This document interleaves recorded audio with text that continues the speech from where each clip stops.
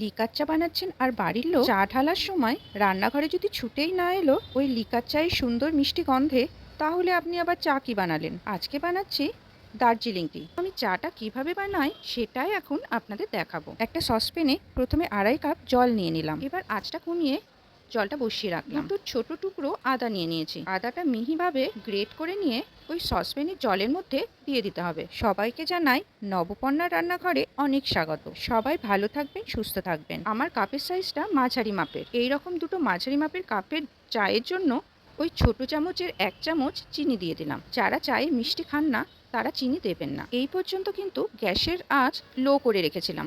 এবার গ্যাসের flame high করে দিলাম। 1 মিনিট মতো আদা চিনি দিয়ে জলটা ফুটিয়ে নিতে হবে। 1 মিনিট পর ওই ফুটন্ত জলে 1.5 চামচ মতো ওই দার্জিলিং টি দিয়ে দিলাম। এবার আবারও চা পাতা দেওয়ার পর 1 মিনিট একটু ফুটিয়ে নেব। যারা চিনি ছাড়া চা বানাবেন তারা গ্যাসের ফ্লেম বন্ধ করে দেবেন, না হলে চাটা বেশি কড়া হয়ে গিয়ে তেতো হয়ে যাবে। আমি যেহেতু চিনি দিয়েছি তাই কিছুক্ষণ ফুটিয়ে গ্যাস বন্ধ করে দিয়ে সসপ্যান একটু চাপা দিয়ে 2 মিনিট রেখে দিতে হবে। এর ফলে বেশ কড়া আদা লিকার চা তৈরি হয়ে যাবে।